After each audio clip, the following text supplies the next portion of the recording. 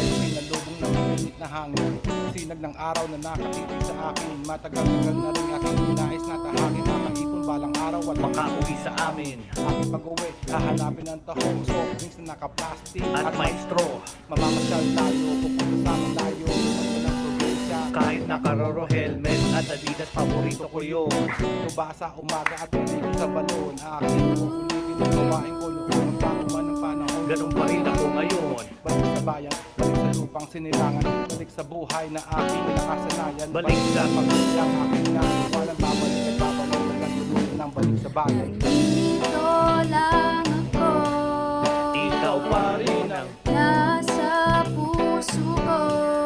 Sinisigaw Ang pangalan mo'y Lucinday, Lucinday. Nandito lang ako, ikaw pa rin ang nasa puso ko. sinisigaw. Ang pangalan mo, Lucinday, Lucinday. Paglapag ng aeroplano na dama, hindi matakot, di alam ang gagawin. Parang nanalo ko sa loto, ingay sa paligid. Musika sa aking tenga, wala sa sarili. Hinay-hinay muna, teka, sa dami gustong gawin, di ako mapakali. Sa wakas, unang beses ko nakauwi, balik sa bayan. Kung saan, hindi lang kalaban naginip, pero walang upang binibilang. Kay sarap, balikan ng lupang sariling atin. Di pwede kong talikuran dahil dito ko nang galing ang init. Sa tanghali, tapos presko paggabi. Mga bata sa kalsada, tapos inuman sa tabi. Barkada na di na yata magbabago. Tuloy pa rin ang kulitan at panggagago. Dito ako, bakit dito ako, masaya dito ako. Kaya ko kapag kasama ko sila. Yeah! Woo! That's right. Nasa puso ko, Sinisigaw ang pangalan mo'y Lucinday, Lucinday. Nandito lang ako, ikaw pa rin ang nasa puso ko. sinisigaw. Ang pangalan mo, Lucinday, Lucinday. All right. All right. Yes.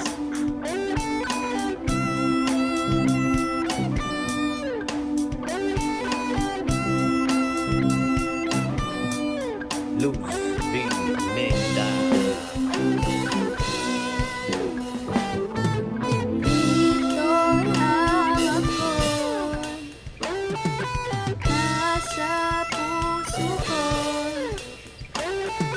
Ang pangalan mo, Lucinday, Lucinday.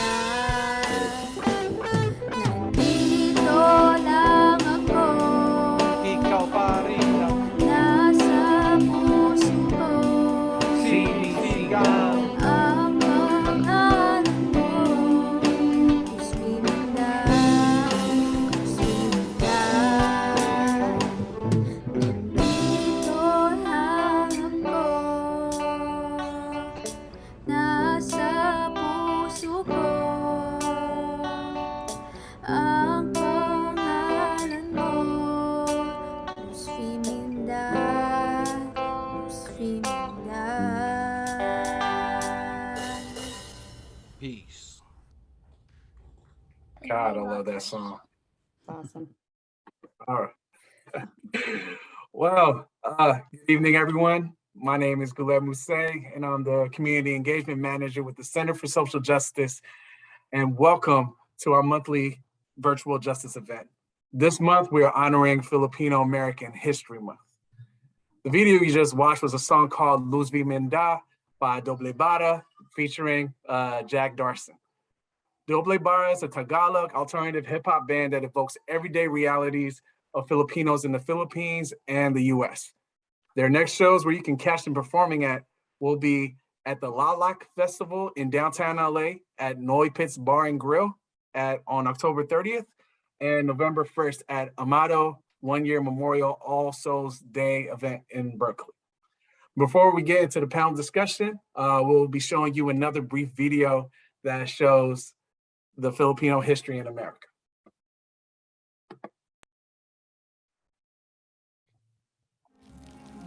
A Filipino-American story.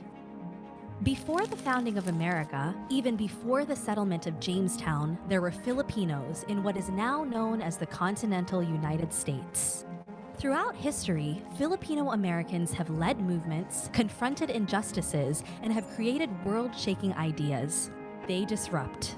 So why is their history largely untold? We must tell them to unsettle the pages of U.S. history. They reveal who we are as Americans.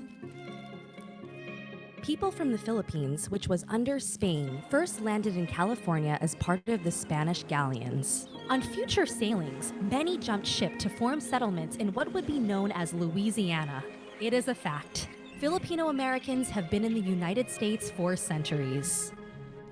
In 1898, the United States entered into war against Spain and took possession of the Philippines, paying Spain $20 million. To rationalize colonization, American officials referred to this as benevolent assimilation, claiming to protect Filipinos' rights and liberties. But the Filipino people, who were already fighting for independence from Spain, resisted U.S. colonization. This was known as the Philippine-American War. Fought with extreme violence, General Jacob H. Smith notoriously ordered his soldiers to kill every Filipino boy over 10 years old. Many Americans opposed this, including Mark Twain and the African-American Buffalo Soldiers who were sent to the Philippines for battle. Somehow, America needed to justify this war. They even transported some Filipinos to the 1904 St. Louis World's Fair for display. Erased from our history, the Forgotten War became the catalyst of Filipino migration to the U.S. Because of the Philippines' colonial status, the people became a major source of cheap labor. And so, Filipinos migrated to Hawaii as early as 1906 to work in sugar plantations. By the 1920s, many Filipino laborers also came to the West Coast to become a driving force behind America's agricultural industry. But many of these labor migrants were met with racial hostility. White Americans accused Filipino men of stealing their jobs and women. Filipinos faced down mobs, beatings, and murder, yet they resisted this oppression. Filipino towns such as Stockton's Little Manila were formed to serve as safe havens up and down the West Coast. Labor strikes demanded fair wages and working conditions. Under pressure, Congress greatly restricted the migration of Filipinos and promised independence for the Philippines. Through it all, Filipinos continued to persevere. World War II was a time of great upheaval for both the Philippines and Filipino Americans. Japan bombed American bases in the Pacific, at Pearl Harbor and in the Philippines, prompting the U.S. to enter the war. As a colony, the Philippines allied with America. President Roosevelt established the United States Armed Forces in the Far East to enlist nearly 250,000 Filipinos into the U.S. Armed Forces, a decisive move that helped win the Pacific Theater. After the war, America granted independence to the Philippines. Filipinos who joined the armed forces in the U.S. gained the right to citizenship. Filipino veterans in the Philippines were promised citizenship as well and military benefits. However, the passing of the 1946 Rescission Act broke that promise for many of those veterans. American military bases remained in the Philippines recruiting Filipinos. At one point, there were more Filipinos in the U.S. Navy than the Philippine Navy. Many of these Navy sailors came to America.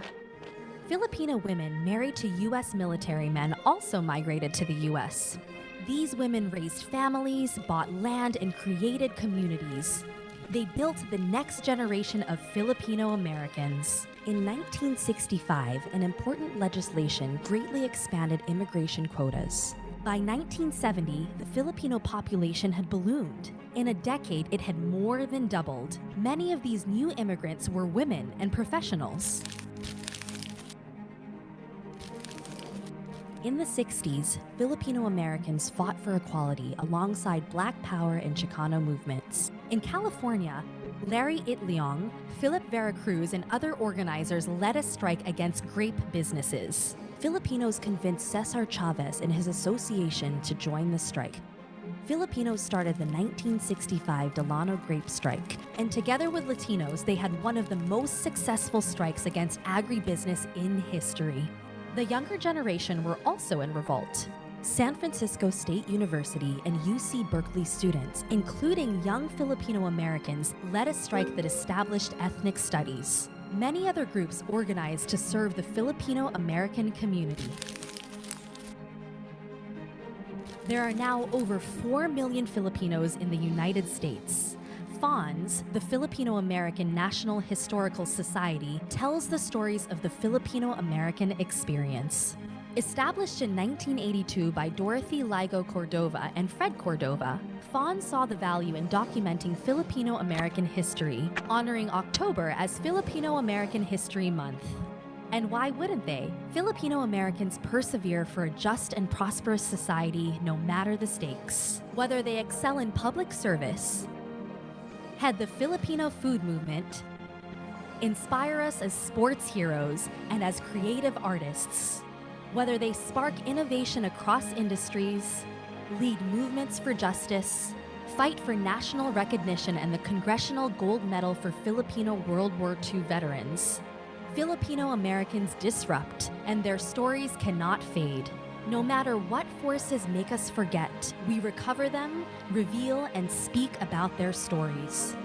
Because as we make history, we must also tell it to the world.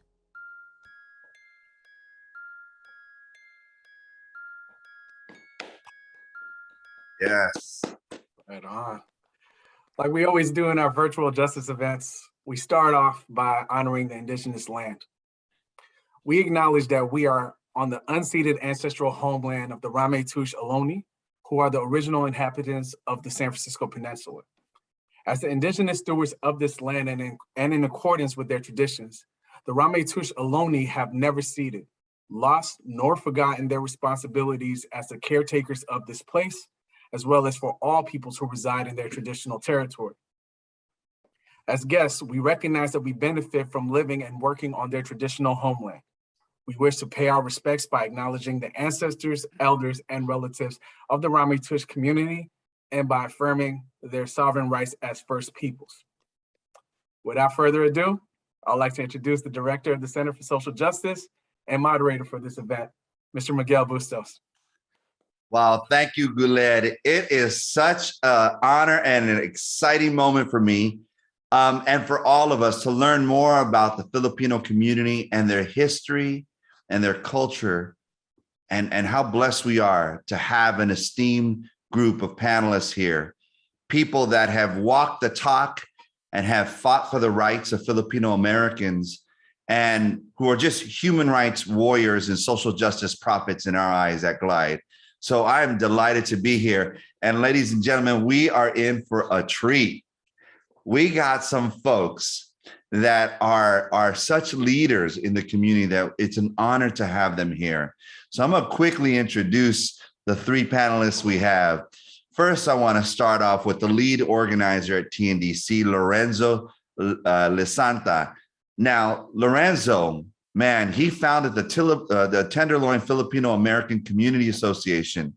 He is one of the co-founders of the Tenderloin People's Conference, as well as one of the lead organizers of Soma Neighborhood Residents Council. He was born and raised in the Philippines and became a student activist. He was a political prisoner. He was detained during the Marcos dictatorship, and he immigrated to the United States in 2005, and how blessed we are that he did. He's lived in the Tenderloin and the Soma neighborhoods for the last 15 years. He's a lead training program manager, and he's just done a number of work with Jesse Street Alley Street Fair that hopes to develop an alternative economy for low-income communities. I mean, he's just done a tremendous amount of work here in San Francisco. And so, Lorenzo, thank you for joining us. Next, we got the people's poet, Tony Robles, who I've known for many years. Tony was born and raised here in San Francisco. He is a Filipino American poet and historian.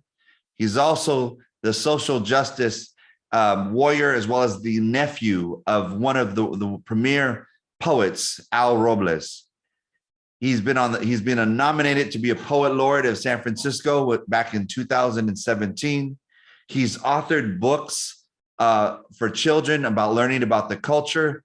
Tony is an all-around Renaissance individual, And we are so glad you're here with. And once again, he was with us before, so we're glad to have you. Next, we have Hydra Mendoza. Now, in full disclosure, Hydra is on the board of directors here at Glide, and she just joined the board a few months ago. And what a wonderful treat and coup it was for us to be able to have Hydra come over and join our board and help be part of the leadership.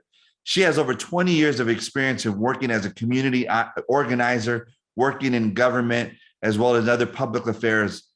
But her claim to fame is really being the founder and executive director of Parents for Public Schools in San Francisco, because education is key to her. She's worked at the New York Department of Education, but also she was the first Filipina elected to San Francisco, winning a seat on the board of the San Francisco Unified School District. Currently, she's working at Salesforce as the vice president and chief of strategic relationships, and for the chair and the CEO, Mark Benioff. Hydra, thank you so much for joining us. Wow, you all, I mean, history is right here in this room, and we're so glad that you're going to share a bit about yourself. Because when you share a bit about yourself, you're sharing it about your community, and you're letting the world, like at the end of that video said, we got to share this story to the world. So I want to thank you once again. So I want to start by getting a sense of your history. Tell us about your family's history in a brief moment. How did they get here? You know, what was it like growing up in a Filipino household? What were your earliest memories? How about if we start with Hydra? Great. So thank you everyone for having me. It's such a delight to be here, and I'm really proud to be on the board of Glide and the work that they're doing, particularly the Center of Social Justice. So thank you, Miguel. So I have been in San Francisco my entire adult life. My dad was in the military. He left the Philippines and left my 3 sisters and my mom behind to look for a better life, and he moved to Guam. And then he joined the military. And once he was in the military, he brought everybody else over. So I grew up in a household where there were 3 sisters who were born and raised in the Philippines, and my brother and I were born and raised here in the States. And so it was an interesting combination to see what that looked like. You know, we lived in over 10 countries and cities across the globe. I was born in Fort Leonard Wood, Missouri, which seems extremely odd.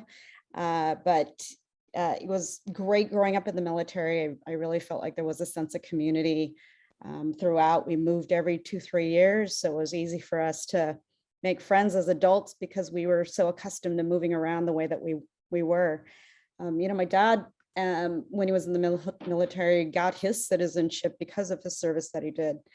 But he had to do it through a bill that was provided by a congressman in Hawaii. So there wasn't a process for him to gain his citizenship, and that's how he established himself. He served for 28 years proudly, and then throughout all of the moves that we made, we landed in San Francisco. We were stationed at the Presidio, San Francisco, before it became, when it used to be a military base. I'm a you know, proud Eagle, went to Washington High School public schools, on to college here in the Bay Area. And I'm just, this has been home for me. I did a quick stint in Boston and a quick stint in New York City, but San Francisco is definitely home.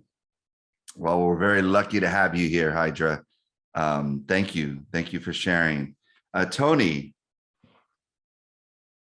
Yeah, hey, thank you. Thank you for having me. It's really nice to see everybody. You know, my grandparents came here in the 1920s. My grandmother worked as a waitress at the Bataan Cafe on Kearney Street. And my grandfather used to hang around Kearney Street because that's where the Filipinos hung out. You know, people coming in from the fields, from shipyards, they would come in, and it was kind of like a central place. We could find out what was happening in the community. And grandma said that grandpa walked in one day, he's showing off his money, you know, being a show-off big shot. And he would come in and order people around, you know. And he liked my grandmother. He says, I want to take you out for chop suey. right? Go to the chop suey house. And so I asked grandma, my late grandmother, rest in peace. She passed in 97. She's the matriarch of her family. And I said, well, what made you fall in love with grandpa? What made you give him the time of day? She said, well, I look at his shoes. I said, his shoes are clean and they're shiny and they're good shape. And so she said that, if his shoes were in that good shape, he must have been a good guy, right? So they got together, had 10 kids, and raised them all in the Fillmore. They hit the Fillmore in about 1930, Depression days, around the same time as the influx of Black folk. And it was Filipino Black Japanese neighborhood where, the smell of adobo, the smell of sushi, and the smell of black-eyed peas all kind of swirled together to give us our identity and make us all Frisco Pinos. That's a little bit about my story. Awesome. Well, that's awesome. That's wonderful. Thank you, Tony. Lorenzo, please share. Oh, yeah. Thank you. Thanks, Clive, for inviting me. My name is Lorenzo Listana. I was born and raised in the Philippines. It's like south of Manila, called Bicol region. I love spicy food because that's our food there.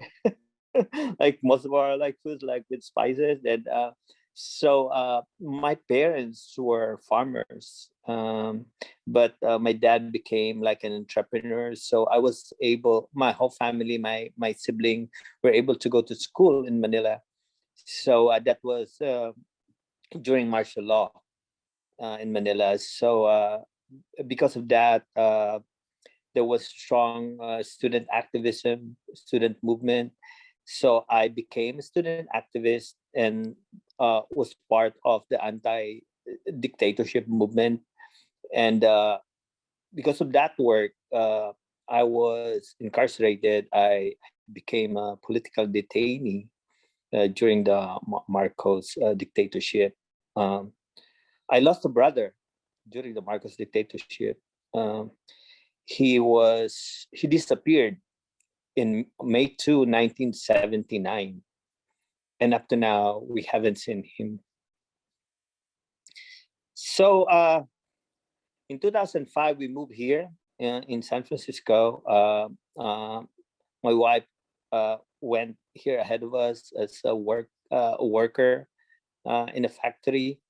And then my family, I have 3 kids that came here in 2005. So luckily we got like an affordable housing in the Tenderloin. So we live in the Tenderloin for 10 years.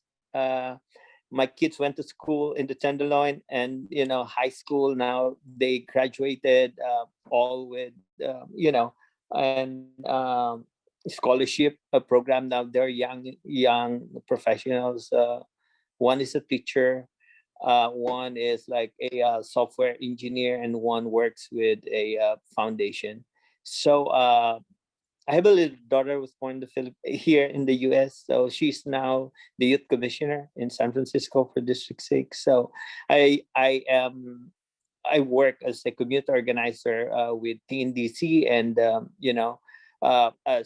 it's like a continuation of my journey during my activist days in the Philippines. Now I am working as a community, which I love to do. So thank you so much. Thank you, Lorenzo. Hearing your stories remind me of the last session that we had last month for Latino Heritage Month. Stories of families just trying to survive and really coming to this country for a better life, right? Or an opportunity to succeed. So totally appreciate all the journeys that your families have had to bring you all here to share. Now, culture, the Filipino culture. One of the things we hope that people get out of this experience tonight is we want people to fall in love with being Filipino and wish that we were Filipino, right? And culture plays a big part of that. Can you give us a sense of how your Filipino culture has been important to you in your work or in your civic life? Whoever wants to go first. Tony? Well, yeah, I've worked with organizations primarily serving seniors, and I grew up, with that being instilled in me, having a great respect for your elders. And I couldn't have had a better example than Al Robles, my uncle. He was a activist for the iHotel. He started a senior meal program in Manila town because he felt that there was nobody looking after these seniors. They were having different problems and issues that they needed help. But to create community, you have to have a place that people can gather. People could gather and form friendships and communicate. It's healthy, to be social. So seeing that example, going and visiting him at work, and then seeing when the rice delivery and the food delivery came, him rushing down there and carrying those bags of rice and those boxes of food, those bags of food to the seniors. It just touched me to the extent where I couldn't see a better way of living my life. That would be the best job I could have, even if I did it free. I just felt the sense of community and the sense of love that my uncle had for those seniors, and it just, after working so many jobs that didn't really mean anything, when I finally got in the community, that meant the world. That transformed my life. A lot of that had to do with just my upbringing as a Filipino, respecting your elders. And then there's a word for it. I think Lorenzo, they call it kapwa, right? Kapwa, like in Filipino psychology, it's community, a feeling of kinship, where you give somebody respect and high regard, not because they owe you anything, but because you owe it to them, they owe it to you on the virtue of being human beings. And I see a lot of that with the Filipino community in San Francisco. They're out there, they're looking after their elders, and they're getting involved, and they're nurturing the next generation of people, of community activists. And because you need people to advocate. Some people cannot advocate for themselves. They can advocate for others, but not for themselves, and are not persistent enough to not take no for an answer, right? So there you have people like us, right? Well, Tony, I want to just circle back on something you said, and you talked about the iHotel. San Francisco has had a history of systematically removing communities from the city. We saw it in the Western Addition through redevelopment. And when I was doing research a while ago about the iHotel, there was a large Filipino community in that area in Soma. And the iHotel was the last building that was going to be demolished. And there's video footage that I saw of Filipino seniors coming out and holding their ground. Can you just share with everybody about that? Because I thought that was so powerful. The image. They held it down for a good 10 years. I mean, they had gotten the eviction notices, and they were able to stave that off. But they organized. What people have to really remember about those elders in that hotel was that, those were some pretty tough guys. There were some tough people because they had been through a lot. They had lived through a lot. They had been organizers. They had worked in unions. So when you had the younger folks from colleges that were really just on fire and sometimes would just lose it and get angry, you would have the elders saying, "Oh, take it easy, it'll be okay, come, let's eat," right? But they knew, they had enough experience to know that they were in a long fight. A good resources, of course, Fall of the iHotel, which is the documentary by Curtis Choi that kind of shows what happened in that scenario in real time. The tragedy of the iHotel was that it's torn down and you lost the community, but the advocates and not only just Filipino advocates, but the community in general were so outraged that they insisted that whatever be built on that site be 100% affordable housing. They would not tolerate another parking lot or another office building. And Lorenzo, I just wanted to tell you, my grandmother was from Bicol. I didn't know you were Bicolano. Yeah, I decline. Well, Tony, thank you so much for sharing. Lorenzo, so you were a student activist and you were fighting for a cause. And how did being Filipino inspire some of that work enough so that you end up getting detained? Yeah, so as a Filipino during the time was like, it's like your patriotic duty to actually, be part of a movement and fight the dictatorship. So as a student, I actually I just joined, even if not uh, before I lost my brother.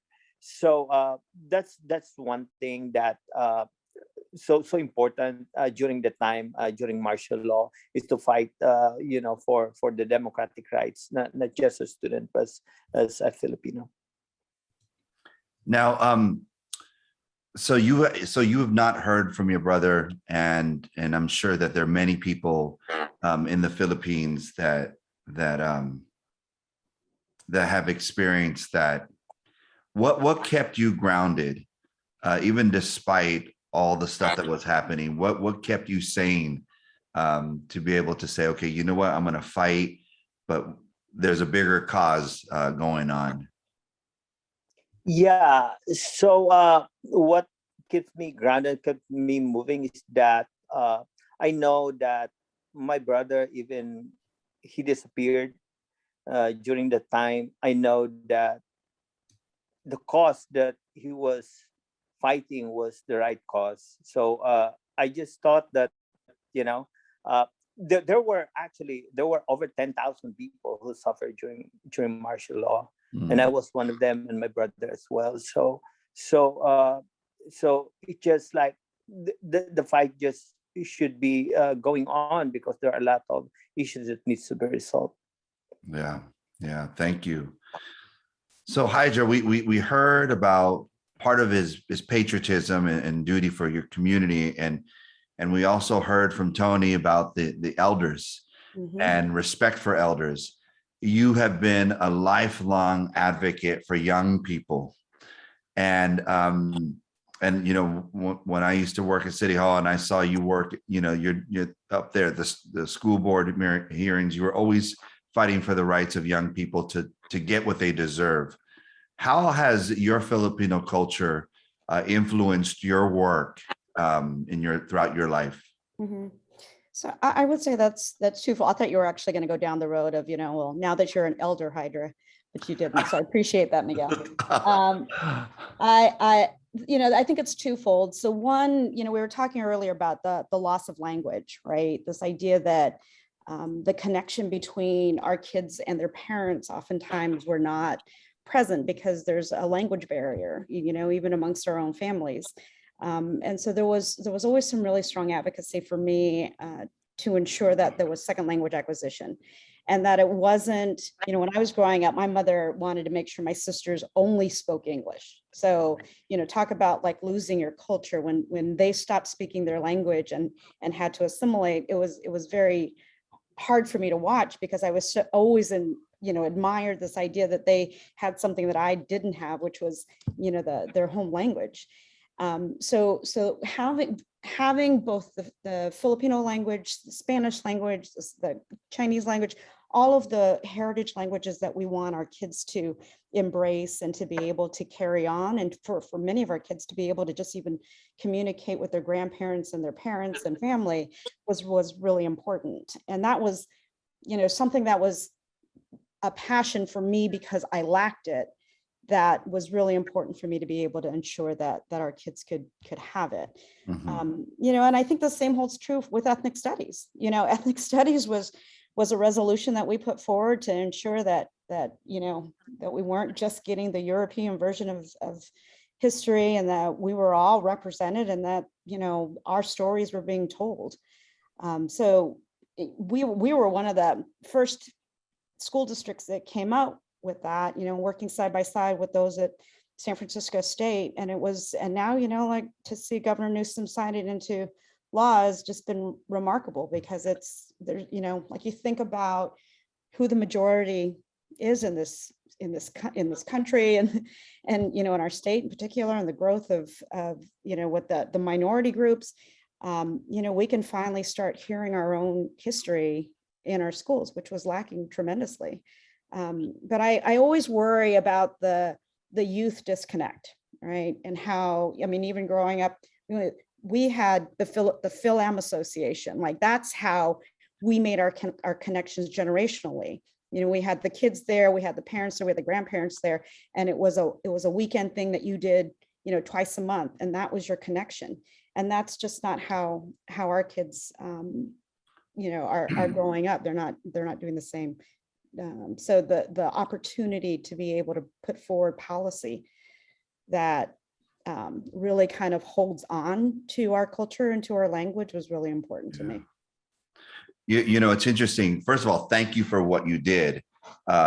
It's interesting to hear people talk about critical race theory as learning about other cultures in a truer sense. How is that wrong? It's like, let's be honest. Let's talk about what really happened. And so I appreciate what you did when you were on the school board, so that there can be. And San Francisco has always been one to sort of, once it happens here, it goes across. And so I'm so grateful that our governor has signed that into law. Now, Tony, when Hydra was talking about language, I saw your head bobbing up and down like, yes, yes, yes. What are your thoughts about that? You're on mute, Tony. I'm on mute, which is kind of symbolic. Yeah, right. I was thinking that. In a way, I had wished, that, I'm half Filipino. My father's Filipino, and my mother, Florence Mayberry, she's watching. I want to shout out to my mom. Mom was half Black and half Irish, right? So, in terms of language, I just wish somebody would have taught me. I've learned a little bit. I've been to the Philippines. I went to the Philippines a couple of years ago. I took a couple classes at Manila Town at the I Hotel. So check out the I Hotel. They have stuff. Get online. But I did take some classes, and I got to where, when I went to the Philippines, I didn't know what to expect. I got there. I was actually using some of the language that I learned, and it was the best feeling in the world. I felt that, because a lot of that comes with shame. You get Filipinos that have come here that still have their language, and they'll sometimes say, well, how come you don't speak? And it just makes you feel bad, but the knowledge is out there. If you want to learn it bad enough, you can. And even if you sound silly and you mispronounce some words, the fact that you tried, and most of the time the people that you're talking to, they'll correct you. They won't make fun of you, but that's a big part. I think language plays a part in how you see the world, how you interact with others, how you, how you see yourself as fitting in. And, not having that language is kind of, it really has an impact. But, there are certain words that were important, that I grew up with hearing. My uncle always talked about the manongs, right? And that was the first Filipino word that I learned. And that word really kind of means everything. Even though I can't speak that much of the language, that one word makes me Filipino. That one word. And it may be a different word for the rest of the panelists, the rest of the people that are watching this, but that word meant everything, because it spoke about respect, and it spoke about honoring who you are, not just your elders, but who you are and how you relate to other people and respect other people. Yeah. So that was the one thing. And also the adobong pusit that my grandmother used to make. That was the other thing. Yeah. Tony, it's funny that there's been many times when I've been in the community and an elder will come and they'll start speaking, Tagalog or Ilocano to me. And you're right, it's embarrassing not to know the language. And I've sat there many a times just nodding because I didn't want to interrupt them, and then hope I can pick up a word or two, and then, just thank them for whatever it was that they said. And but it was always really hard not to be able to have the command of the language or even know enough of it. And again, culturally, was my parents were like, no, nobody's going to speak anything but English in the house. Yeah. And my kids are Puerto Rican, Italian, and Filipino, raised by a Black man, and and they speak Spanish. My daughter speaks some Italian, but there wasn't anybody in the household to teach them Filipino. Yeah. So- If I may add, Yes. yeah, as I'm a community organizer. Language is so important in my work. I was born in the Philippines, so I know how to speak Tagalog. And our dialect is Bicolano. So we have 7,100 islands in the Philippines, and we have different dialects. So there are actually organized in the US, even California. We have like organization based on regions, based on their language. So for me as an organizer and knows how to speak Tagalog, it's like the connection is so instant. The connection is so instant that they listen to me, and I can explain to them like the issues in their own in our own language. So my kids and the family we still speak Tagalog here. So that's one important thing that I would want them to retain. It's I remember when I was growing up here in the Mission, my mom, her parents were Mexican, but she was born here in San Francisco. And when she spoke Spanish at Flynn, which is now LeConte Elementary School, she got slapped for speaking Spanish with her sister. And so our peoples have really been targeted because of our language. But language holds so much, as we talked about earlier before we started the program. If someone were to say to you, Tony, what is the best part of being Filipino? Something that you cannot do without. What would that be? You probably want me to say lumpia, right, Miguel? That's my answer. That's my answer to you. Lumpia. You know what? I think and this goes for Filipinos from the Philippines, our brothers and sisters from the Philippines, and the Philams that are from here. Our ability to laugh. Our ability to laugh and to deal with struggle, and do it without going cuckoo. I don't even want to call it stoicism. It just might be part of our character. I think our generosity, I think it's probably, that's probably the most, our generosity. You go to a Filipino house, and people treat you like a real guest. The humanity probably would be the best thing. I guess the spirit of bayanihan or kapwa. I think that would be it. Oh, that's beautiful. Yeah.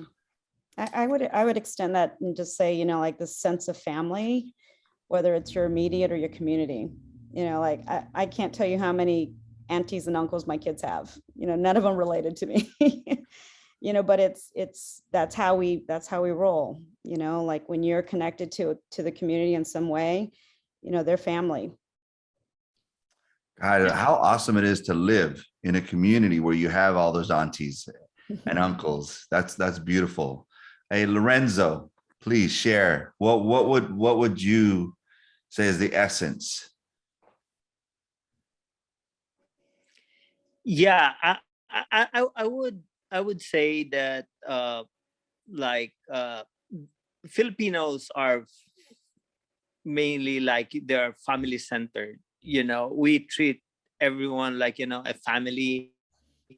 That's one important trait that Filipinos have. You know, we are so hospitable. You know, I grew up in the Philippines when we have you know, you have a small house in the Philippines. So then if you have a visitor, you let the visitor sleep in your room and you sleep outside of the room. Mm. That's how hospitable Filipinos are. So you know, as I've said, we treat ourselves and we treat, like, you know, friends as like family as well. Yeah. Next door to my house here in the Mission, there's always been a Filipino family that have lived. There's been two separate families that have lived there, even till today. And whenever they would cook food, Leah would bring over food, and then my mom would bring her tamales and all kinds of food. But it's like, as little kids, we were all over the place. We were going in and out of the house, both next door and here, and because it was like having a family, a large family, and the sense of love. So much so that several of my siblings, their godparents, are from the family next door during baptism and first communion, because it was just such a beautiful thing about family and community building.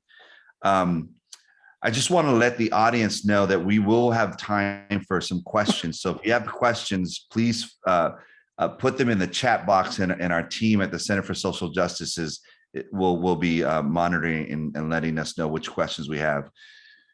You know, we talked a lot about struggle, and as we know, the reason why we need to know history is so that we don't repeat it. But yet we find many communities, including the Filipino community today, having to deal with struggles and challenges. Can you all share with all of us who are not Filipino, what are some of the things that are happening that we should be aware of as the community is dealing with some of these struggles? Lorenzo, you're an organizer. What are your thoughts on what's happening that we should know about that's affecting the Filipino community? So we've been displaced in San Francisco 2 times. The first one was the Manila Town, the I Hotel, then the Moscone Center redevelopment. So displacement is one major thing, so that we would want the Filipino community to thrive here. I'm happy that we have Soma Pilipinas that we just fought too hard, actually, in getting it. So displacement, and of course, you know, racism and hate is also, like, we have Filipino senior big victims of, like, this hate crime. Yeah. Tony, what are your thoughts? Yeah, you know, I was going to mention the same thing as Lorenzo. I'm glad he brought it up about the, you know, the crimes, you know, the singling out of Asian elders, but there have been some really bad cases of Filipino elders getting hurt. And, you know, there have been efforts on the part of other communities to come together to support, because really there's a lot of ignorance that goes around, you know, and it didn't just happen yesterday, but it's been more ramped up, as we know, in the last couple of years. You know, the more we know about each other, the better chances we have in relating to each other as people and not just you know, enemies, right? And I think people are really doing a good job. I think the younger activists who are out there, you know, using social media as a tool to enlighten and to engage and to educate. You know, if you can use that technology to do some positive things, then that's worth it, because, you know, we know that there's a lot of junk that's out there that's kind of, you know, kind of twisting, you know, twisting reality. and also what Lorenzo said about displacement. I saw plenty of that across the board. I mean, in the Filipino community, I mean, again, with Soma Filipinas, the community coming together, and you have organizations like West Bay and SOMCAN, and that are really investing in showing young people their importance in the community and grooming them to become leaders so that they can both serve their community and also know how to craft policy, and to give them a sense of equity, that, we've been in this community for a long time and we contribute to this community, and we're part of what makes the city a world-class city. Like over here in North Carolina, where I live right now, it's a very different geographic area. Everything is spread out. We do have Filipinos here. There's a Filipino association, but they're not really that political. They like to get together for dances and different other events, which is fine. But again, we need to make sure that we're arming people with the political knowledge and the way to work within those systems, so that we have at least a voice at the table that's advocating for us. Yeah, Tony, I'm so glad you said that. At Glide, we did some in June and in September that Eric Arguello is leading on advocacy training. And some of it we've done based on housing policy or land use that a lot of people have no idea. And so we're saying, well, these are what conditional uses do to help communities stay intact. So I'm glad you brought that up, because I think letting people know about those things is very, very important. Yeah, can I just piggyback on that again, Tony? I love being able to piggyback on what you say, because I agree so much with what like how you ground that. And I think that as a community, I mean, I think there certain parts of our community are incredibly politically active, but we're also incredibly politically divided. Right. And so there is a real sense in the Filipino community of the haves and the have-nots, and the economically divided, and those that are educated, and even the color of our skin. I mean, I can't tell you how long I was called an igurut for growing up, because my skin color was so much darker than my sister's, and it's like that. So I was considered like a mountain person because my skin was much darker. And it wasn't, and so there is a little bit of pitting that happens. And I think, what Soma Pilipinas and, even the Pistahan Festival has really highlighted is so much of the beauty of our culture and the beauty and richness of our people. And it kind of steps away a little bit from that political component of it, but I don't want to lose the value of the engagement politically. I mean, even for somebody who's, I mean, like the only the first and only Filipina that was ever elected in San Francisco, as proud as I am of that, I'm also really sad that we haven't had others that have stepped in and been able to be supported the way that I've been supported, right? But we also don't want to elect people just because they're Filipino, right? So there's also the policy issues that we always get kind of that go back and forth, and what's best for our community. And I think we ride a very thin line on that, and it's been really interesting to watch over the years. Both as a young person engaged in political advocacy, and then as an adult and diving deeply in it, there's really hard conversations that we have generationally. We have very conservative elder people that are very still tied to the political process in the Philippines. So they're not as active as they are, even though they're Philams now, or that they're not as active here. And it creates some tensions that I hope we can, at some point really kind of dive into deeper and get a better understanding of that.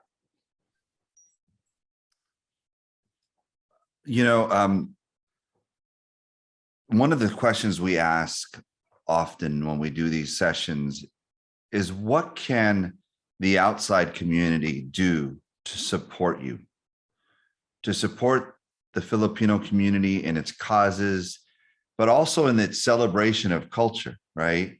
Because it's, there's bad stuff, but there's also a lot of good stuff that we can celebrate. What would you want to share with those listening and watching? What are some things that people can do to support and stand with the Filipino community here, or maybe also abroad, right? Because sometimes it's all connected, right? What would you offer? What advice or activities would you ask people to be involved with? Well, Manila Town Heritage Foundation, the I Hotel, 878 Kearney Street at the corner of Jackson, has some really great programming, music, cultural, indigenous weaving from the Kalinga people in the Philippines. They come in and they do classes. We have classes in Kulintang, which is like indigenous Filipino music. We have a jazz program that honors the jazz era in Manila Town. So there's a lot of programming that they do, and just look them up online, manilatown.org. It's the MHA or MHF, Manila Town Heritage Foundation. It preserves the history, the memory of Filipino Americans, right? Filipino American history, but also the celebration of our culture as Filipinos, as Philams. In fact, we did a film on my late uncle. It was called the Al Robles Express. Traveled to Kalinga in the Philippines, and we stayed in the village of Mabilong. And we got to know some of the elders there that were involved in the Chico River Dam struggle that occurred roughly around the same time as the I Hotel. So it was kind of like a joining of struggle and solidarity of Philams. And the Al Robles Express really was a journey for Filipino Americans that never went to the Philippines to actually go and experience it. My uncle Al never went to the Philippines. He was a lifelong San Franciscan, and if you read his poetry, a lot of people were kind of surprised at that. They found it hard to believe that he'd never actually been to the Philippines. There were people that thought he was born there, but he'd never been there. And he was supposed, there were plans on bringing him there, but he, of course, passed away before that could happen. So. Thank you, Tony. What else? I would suggest, folks coming out and just experiencing our culture, right? Undiscovered is part of the Soma Pilipinas and Copper Gardens, and the all of the events that they've been doing. They started back up with the night markets. They did a really great event this past weekend with live music and food trucks and vendors. There's going to be another one in December. I believe it's December 6th or 7th. But if you go to the undiscoveredsf.com website, there's so many opportunities to get to know the Filipino community. I think, Soma Pilipinas is also, it's encased in a very large part of our city. We're really lucky to have so much of Soma that is represented by the Filipino community, and there's art, and there's food vendors, and there's so much more down there, and I hope you can all get down there to do that. And then on the flip side of that, I would say the perceptions are reality, but to be mindful about like how you perceive Filipinos. And there's definitely stereotypes that I think make us, or have made me uncomfortable at times, as are you a nurse, or do you make lumpia, like there's just these kind of assumptions that come out, and it's hard to hear often. Or I think the big difference between my sisters and myself, being raised in the States, is I'm so much of an extrovert, and I speak my mind, whereas my sisters are a little bit more timid around that because they, culturally were raised differently. And so there's just these assumptions that come out. But, some of the things that Lorenzo and Tony were saying earlier around the hospitality and the kindness and the good people and the richness of our culture, I think are all things that we hope you'll all come out and check out. It's pretty awesome. Thank you, Hydra. Lorenzo. Yeah, we have the Soma Pilipinas now. I hope everyone here, or your friends, that you support, like the programs and projects of our Soma Pilipinas Heritage District, so that we will thrive here in San Francisco. But as we said, if there's no Filipinos here anymore, how will we thrive as a community? So what is so important for me is to prevent displacing Filipinos in San Francisco. We have different buildings, in Soma, small sites that are located in Mina and Natoma are predominantly tenants there are Filipinos, then been living there for 20, 30 years, that are in danger of being displaced. So, fighting against displacement and supporting us in our fight for us to stay here in San Francisco, especially in South Market and the Soma Heritage District, would be so important for us. When I'm talking to people, just real quick about Filipino American History Month, they have no idea. They had no idea that there was a Filipino American War. So this is a good opportunity, like what Lorenzo was saying about the Capua Gardens. They're doing self-defense classes there because they know that there's a need for it, right? So that's a great way to engage and get to know people and get to know the culture and to be educated. Yeah. I'm so grateful that you all talked about that. One thing that at the center and at Glide is that we do a lot of work around advocacy and fighting displacement. And so I would definitely love to ask everybody who's on this call, everyone who's listening, to participate. And you'll be hearing more about our advocacy work as now we begin to emerge from COVID. So we're going to need people to join us to then join with the Filipino community when there are issues of displacement. Or we'll need you to join us when we go to City Hall or when we go to Sacramento to fight for affordable housing and for anti-displacement and anti-eviction legislature. So please do not turn a blind eye. Our Filipino sisters and brothers, as well as all other communities, need our support. And so while we're going to learn about the culture and hopefully eat some really good food and dance, but there's an obligation we have to our sisters and brothers in the Filipino community to stand with them. And as Cesar Chavez says, you cannot unlearn what you know. Now everyone here knows. Everyone here knows that there's a struggle and that there will be struggles that we need to stand with our community sisters and brothers. I just want to introduce one of Glide's, I think he's almost a year old at Glide, but Dr. Rod Pinalosa, who is our clinical director, is joining us here today. And I just want Rod, who actually did his PhD in the Philippines. He's a native San Franciscan. We went to high school together, but don't hold him against that. But Rod, can you share a little bit with everyone listening, especially as most of your research was in the Philippines, how the Filipino culture influences your work, even today at Glide? And you're on mute. There we go. Okay. Hi, everyone. To Hydra, Lorenzo, and Tony, thank you for sharing your inspiring narratives.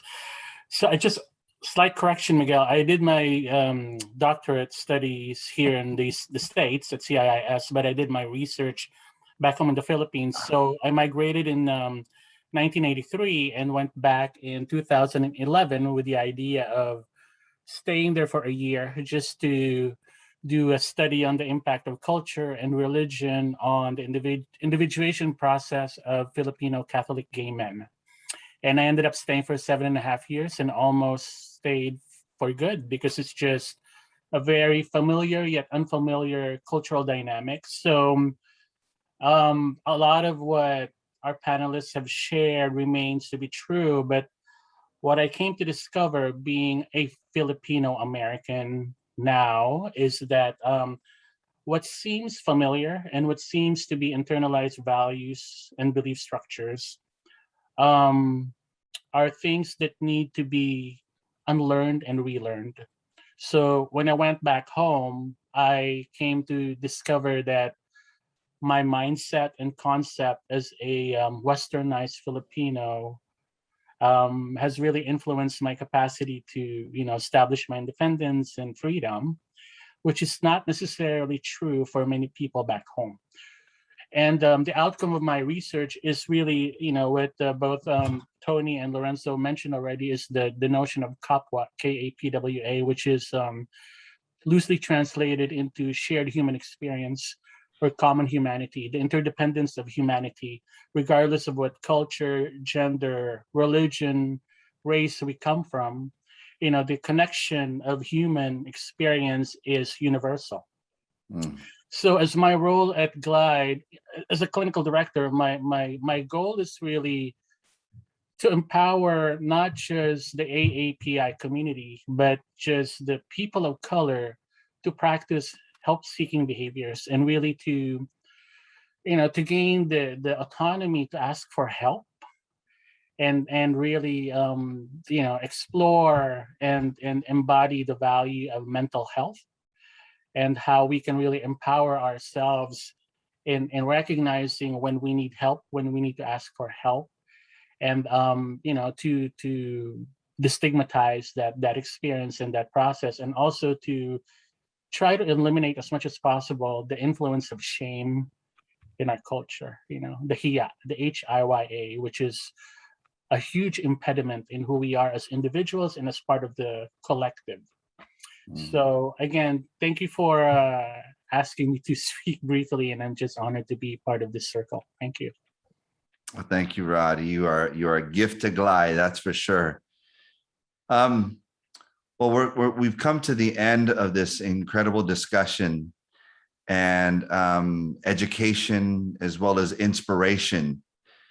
And our brother Tony is going to read a poem of his choosing to help end this night, but know that this is not the end of this discussion and of this collaboration and this sense of love for one another.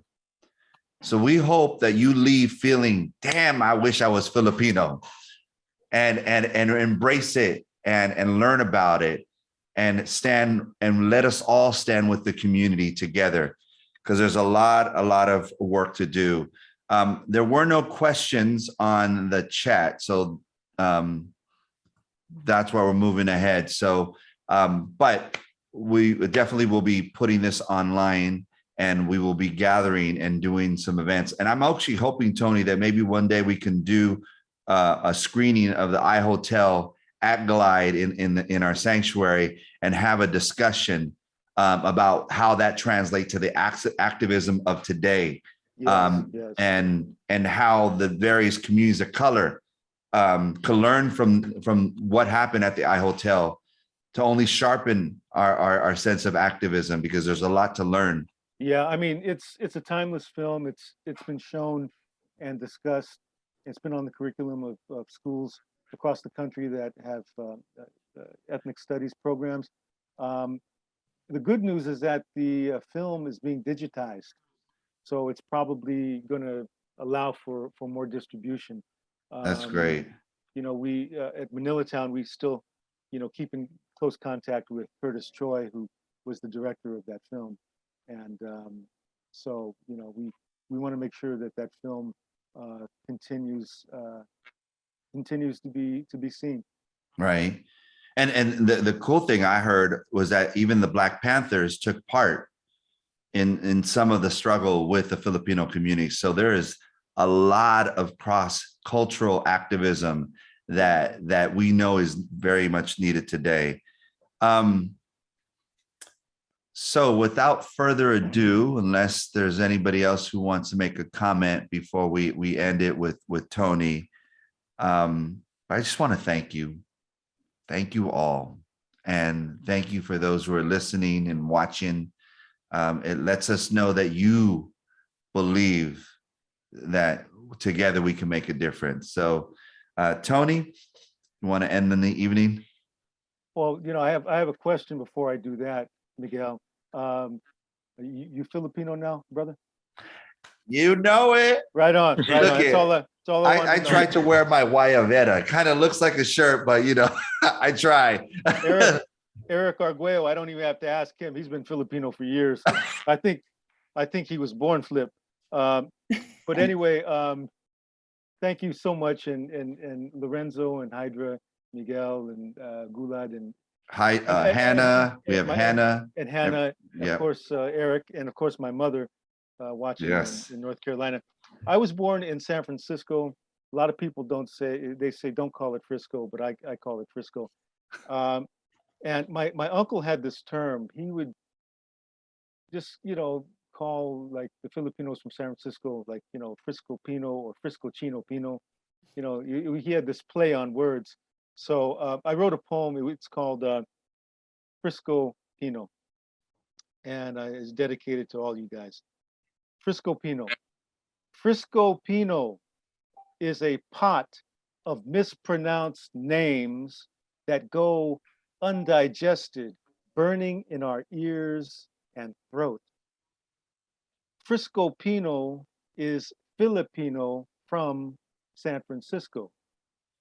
Filipino and Black, Black and Filipino, Filipino and Mexican, Mexican and Filipino, Filipino and Italian, Italian and Filipino, Filipino and Chinese, Chinese and Filipino, Filipino and Native, Native and Filipino, Filipino and Filipino, and other mixtures in our Lola's pot that gave birth to what is Frisco Pino. Frisco Pino is my veins clogged with dinaguan shadows that live in the pores. And Frisco Pino is never forgetting where you came from. Frisco Pino is fish bones in my throat and socks that smell like adobo. Frisco Pino is the shame, the shame we have in the parts of us that are the most beautiful. And Frisco Pino is the Black in us that can't be denied. And Frisco Pino is bad and loud with a heart too big for its chest. Frisco Pino is a tattoo that covers our pain. Frisco Pino is the proud lechon skin that covers our bones. Frisco Pino is Filipino from Frisco and everything that comes with it. Wow. Thank you. Thank you, Tony. Woo! Yes. Thank That's you awesome, all. Tony. Thank you all. Stay tuned, everybody. Keep looking at our website. There's more to come. Want to thank this wonderful esteemed panelists for joining us, and thank you all for listening and watching us.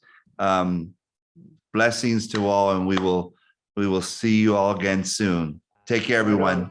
Right on. Thank you.